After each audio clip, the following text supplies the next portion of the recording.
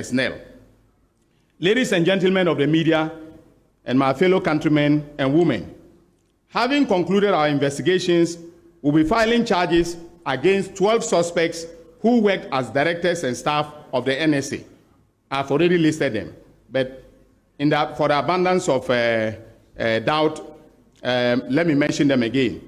These are Mustafa Yusuf, a former executive director; Osea Sibe Entry, former director general; Gifty Owari Mensah, former deputy executive director; Kweku Ohinijan, former deputy executive director for operations; Abraham Bismarck Gezi, former internal auditor; Kweku Dechi Eje, an accounts officer; Idrusu Ibn Abubakar, former head of accounts; Stephen Kobina Jemfi, we have asked that he should be rearrested because we've discovered some new accounts that contain some deposits, and so he was picked up this morning. So he is currently he's undergoing further interrogation.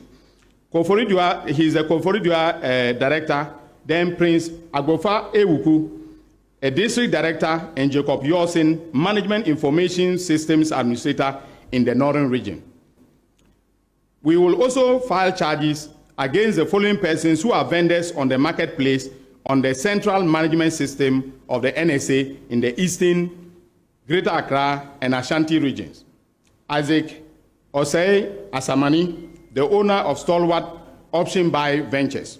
Charles Ohomening, the owner of GH Ohek Ventures. Philomena Arthur, the owner of Brainwave Ventures.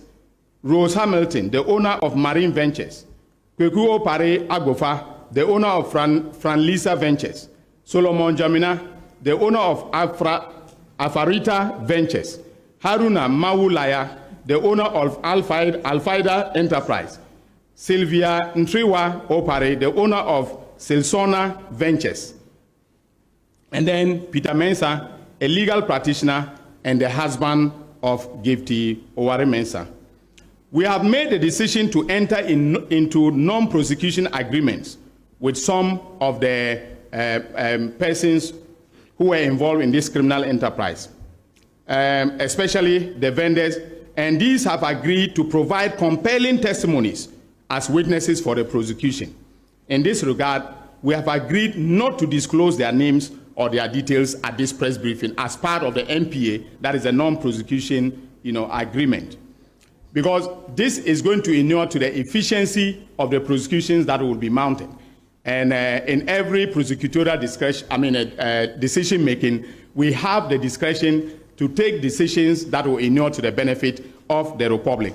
And we have decided in the office, together with the investigators, that some of the marketplace vendors and some other directors and staff who came to us may be serving as prosecution witnesses. Some of them offered to be prosecution witnesses, and we rejected their offers. They came, met with my deputy. We evaluated the evidence and thought that it will be inimical to the entire prosecutorial enterprise if we accepted their offers to serve as prosecution witness. So, given the numbers that we're offering to serve as witnesses, it can tell you where we are headed with this investigation. And when the trial starts, with this prosecution, when the trial starts, you'll get to know the evidence that we have meticulously gathered from February, when I took over the oral report and handed them over to NIB to the present. Having provided this factual background, our position is clear that these persons are reasonably suspected to have committed crimes and shall be charged accordingly with the following crimes: stealing, contrary to Section 1241 of the Criminal Offences Act 1960, Act 29. Conspiracy to steal, contrary to Sections 23.1 and 124.1 of the Criminal and Other Offences Act. Willfully causing financial loss to the state, contrary to Section 179A3A of the Criminal and Other Offences Act. Using public office for profit, contrary to Section 179CA of the Criminal and Other Offences Act.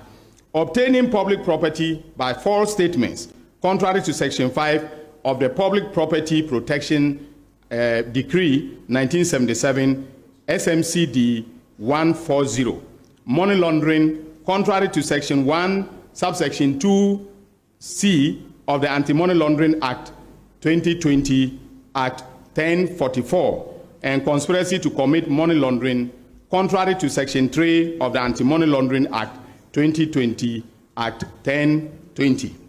In conclusion, ladies and gentlemen, as part of the oral agenda, I have ordered that a comprehensive investigation of the assets of these persons be conducted. That investigation is ongoing, and we shall be pursuing the suspect to retrieve funds attributable to them and assets they have acquired using those funds. So I want to thank you very much once again for covering this press conference. God bless.